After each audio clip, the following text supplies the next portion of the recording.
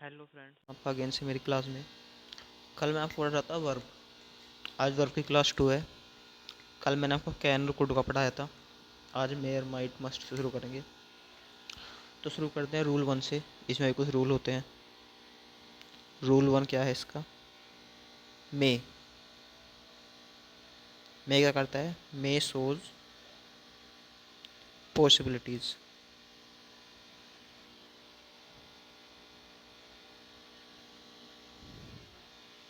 ठीक है, मे क्या दिखाता है? पॉसिबिलिटी की चीज़ की।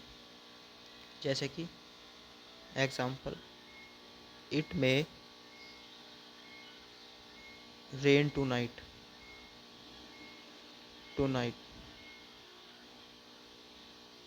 ठीक है, यानी कि आज वर्षा हो सकती है। ठीक है, मे का मतलब किससे अनुमान लगा रहा है, हो सकती है। ठीक है, दूसरा रूल क्या है? मे एक्सप्रेस। मे एक्सप्रेस विश और प्रेयर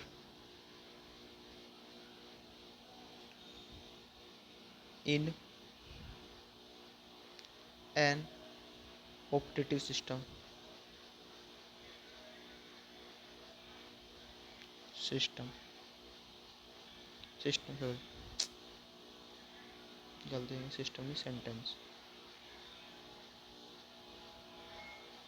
ऑप्टेटिव सेंटेंस। ओके, यानी कि किसी भी धार्मिक सेंटेंस में क्या दिखाता है? वो दिखाता है कि किसी के लिए विश कर रहे हो, प्रेयर मांग रहे हो। जैसे कि एग्जांपल इसका, मे यू लिव लॉन्ग। ठीक है, कोई भगवान से मांगे कि तुम्हारी आयु लंबी हो, मे यू लिव लॉन्ग। ठीक है, बड़े बूढ़े बोलते हैं जैसे। ठीक है, मे के दो यूज हैं। 6 रूल है इसके, 2 लिख लो, फिर बताता हूँ बाकी के 4 और।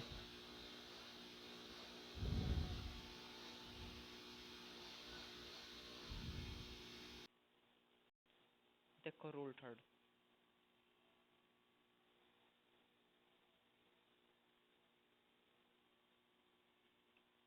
रूल थर्ड में क्या है? थोड़ा पढ़ा है रूल थर्ड। वी में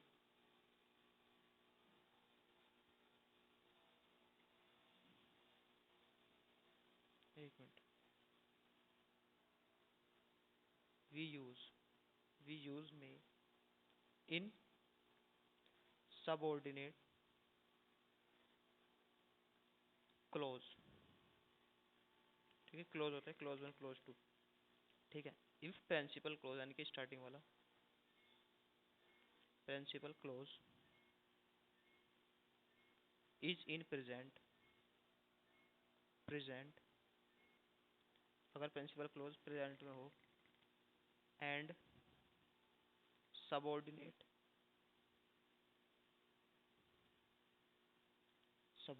क्लोज स्टार्ट्स विद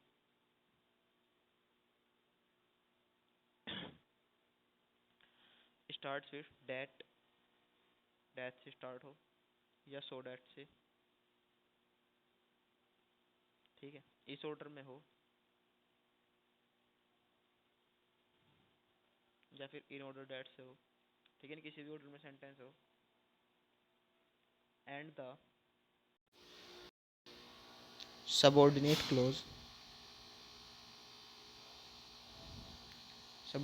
क्लोज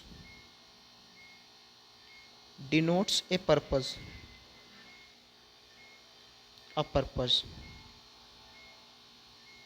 ठीक है, समझ गए?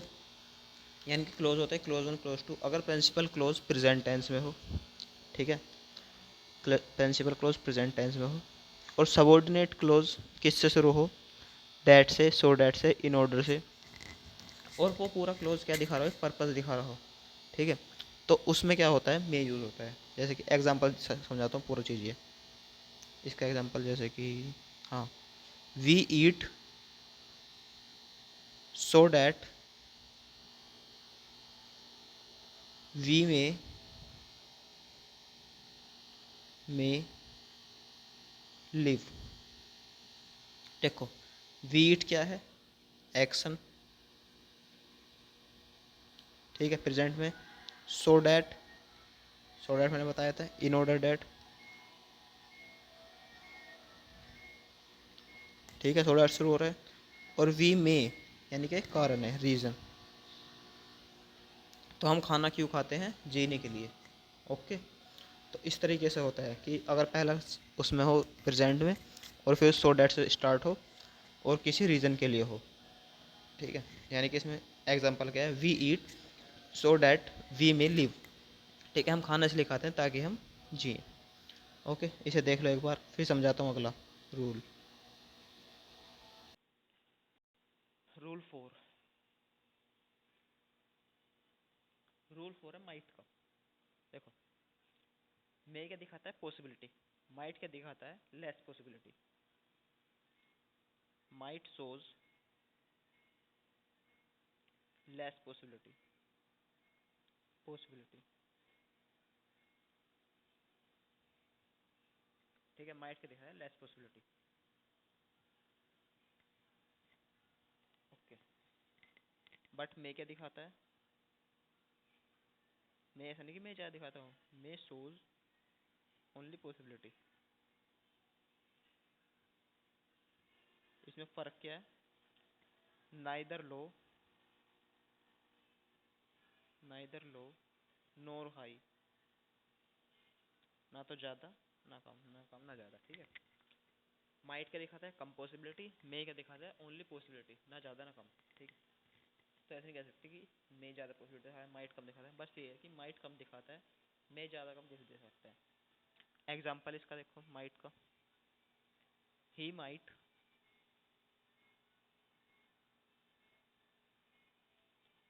He might pass the exam,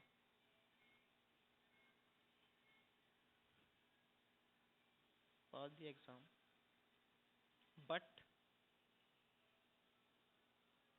seeing his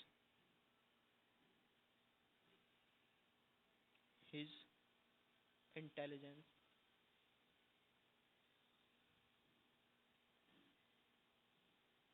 intelligence, I do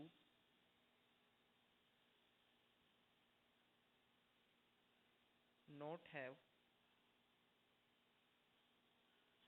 much hope।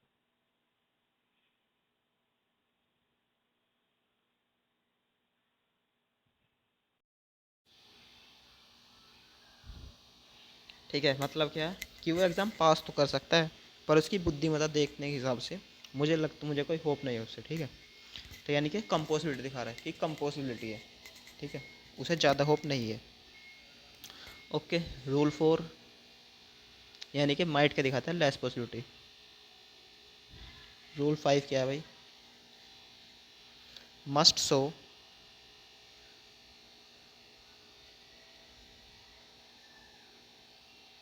Greater possibility,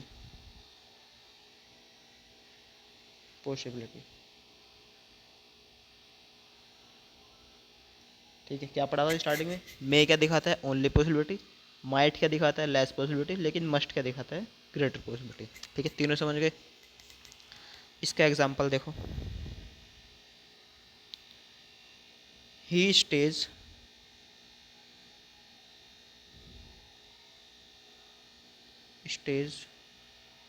in 5 star hotel and travels by air,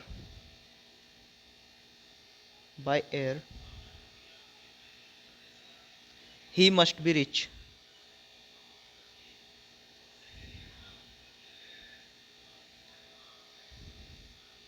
यानी क्या मतलब है? वो 5 स्टार होटल में रुकता है, एरोप्लेन से ट्रैवल करता है, तो वो क्या होगा? उसकी पॉसिबिलिटी क्या है? ज़्यादा रिच होने की, ठीक है। तो मे क्या होता है? पॉसिबिलिटी दिखाता है ओनली, ना ज़्यादा ना कम। माइट क्या दिखाता है? कम पॉसिबिलिटी। और मस्ट क्या दिखाता है? हाई पॉसिबिलिटी यानी ग्रेटर पॉसिबिलिटी, ठीक है। रूल लिख लो, लास्ट आ गया रूल। अब इसके बाद समझाता हूँ, इसको लिख लो एक बार। हाँ भाई देखो, रूल 6, इसमें क्या है? वैन में is used to show request।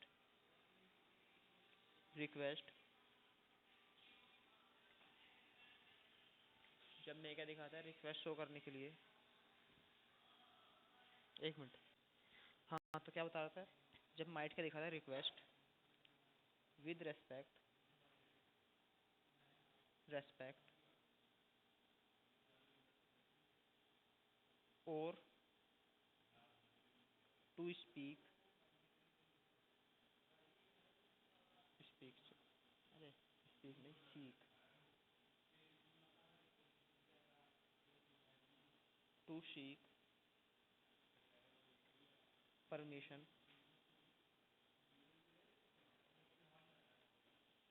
It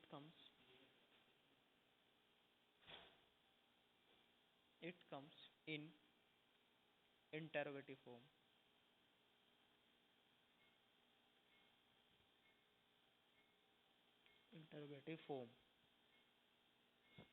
जब मैं क्या दिखाई रिक्वेस्ट, ठीक है, विद परमिशन, तो वो किस में आता है इंटरोगेटिव फॉर्म में। जैसे कि एग्जांपल है क्या इसका, मे आई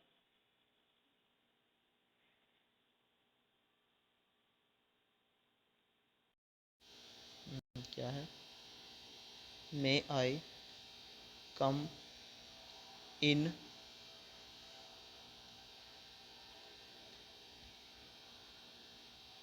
सर। आगे सर ना लगाता तो फिर रिक्वेस्ट नहीं होता, अगर इतना बोलता खाली मे आई कम इन तो फिर क्या होता, सिर्फ रिक्वेस्ट। लेकिन सर लगा दिया तो फिर रेस्पेक्ट के साथ रिक्वेस्ट। ओके चलो भाई लिख लो इसको, सारे समझा दे रूल्स है। मे माइट मस्ट क्लियर हो गया होगा, एक बार देख लो सारा।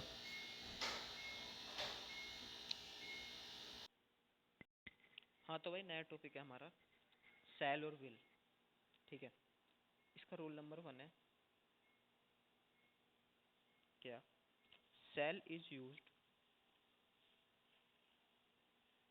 Used with first person. कौन कौन से first person, I and we, ठीक है। आई और वी के साथ यूज होता है in future tense,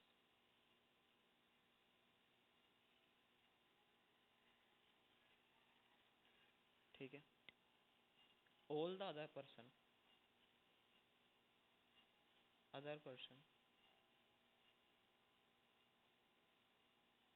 takes will, ठीक है। क्या होता है, जो सेल होता है वो आई और वी के साथ यूज होता है, और जो जितने बाकी अदर पर्सन है वो क्या होते हैं, विल के साथ यूज होते हैं। एग्जाम्पल है इसका, I shall go to college, go to college,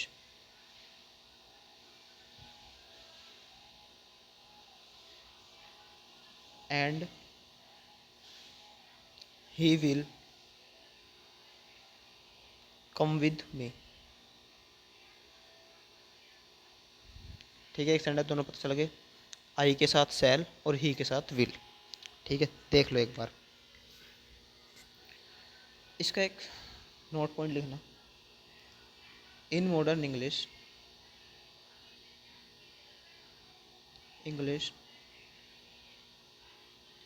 will can be used with I and we. ठीक है, मॉडर्न इंग्लिश में आई और वी के साथ विल भी यूज होता है, बट इन, लेकिन एक्सेप्शन भी है, but in interrogative, but in interrogative sentence we must use only shall,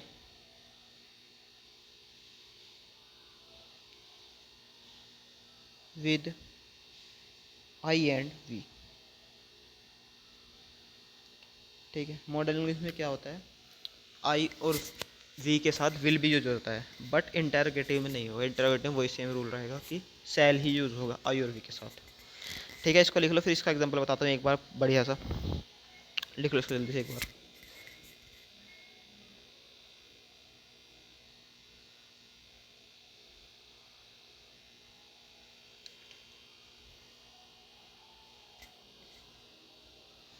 हाँ, एग्जाम्पल है इसका, विल आई गो या फिर शैल आई गो। बताओ आप लोग, सोचो और सोचो, मुझे कमेंट में आंसर लिखना है, क्या आंसर सही होगा इसका। ठीक है, इस रूल के हिसाब से आप समझ भी गए होंगे कि इसका आंसर सही कौन सा होगा। एक बार आंसर ज़रूर लिखना कमेंट में। ओके, चलो भाई।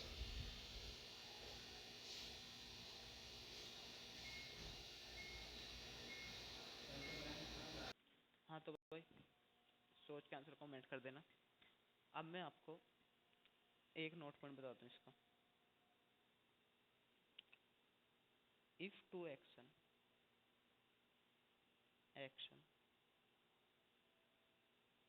Take place in future,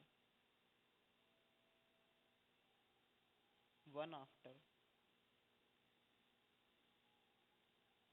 other, एक के बाद एक्शन हो रहे हो अगर फ्यूचर में, and the first action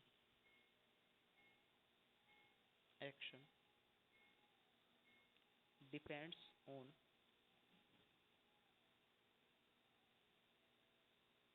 the second. ठीक है, फ्यूचर में अगर दो एक्शन हो रहे हो एक के बाद एक, और जो सेकंड पर डिपेंड हो, तो फिर क्या होगा सेंटेंस में। तो यानी कि जो फर्स्ट एक्शन होगा वो किस में होगा, प्रेजेंट इंडेफिनिट में, और जो सेकंड एक्शन होगा वो क्या हो गया, फ्यूचर इंडेफिनिट में। लिख देता हूँ एक बार में, the first action will be in future indefinite tense. दूसरा क्या होगा, द सेकंड एक्शन, अरे फ्यूचर एक्शन नहीं थे,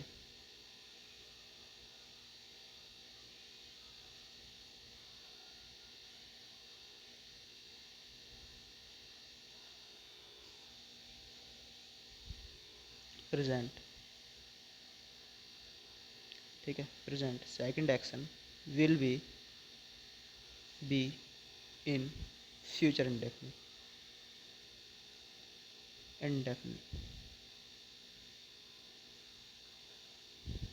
टेंस। ठीक है, जब दो एक्शन हो रहे हो एक के बाद एक फ्यूचर में, और पहला एक्शन सेकंड पर डिपेंड हो, तो पहला एक्शन क्या हो जाएगा, प्रेजेंट इंडेफिनिट, और सेकंड क्या हो जाएगा, फ्यूचर इंडेफिनिट। एग्जांपल दिखाता हूँ एक, if I will come I will meet you. मतलब कि अगर मैं आया तो तुमसे मिलूँगा। पहला एक्शन डिपेंड है, अगर आया तो ही तो मिलेगा। ठीक है, तो विल लग रहा है, बट होना ही चाहिए प्रेजेंट में, तो विल हट जाएगा, क्या रह जाएगा, if I come I will meet you. ठीक है, जो किस में हो गया इतना, present indefinite,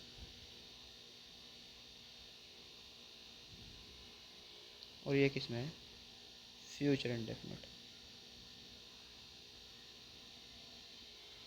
first action second action. ठीक है, याद रखना ये बात, सेंटेंस कंफ्यूज कर देते हैं ऐसे भी इसलिए। चलो भाई लिख लो इसको। हाँ तो गाइस, तो आज मैंने समझा दिया आपको। Shall, will, may, might, must. ठीक है। अब नेक्स्ट टॉपिक हमारा होगा अगली वीडियो में वुड का। मैं आपको इंग्लिश पूरी कवर करवा दूंगा इस सीरीज में। इंग्लिश में आपका कुछ नहीं छूटेगा, सारे टेंस, वर्ब, वोकेबलरी वगैरह सब कुछ। ठीक है, नरेशन, ठीक है, एक्टिव पैसिव सब कुछ करा दूंगा। बस थोड़ा सपोर्ट करो, थोड़ा चैनल शेयर कर दो हमारा, तो मैं लाइव वीडियो लेने लग जाऊंगा फिर। Okay guys, thank you. चलो।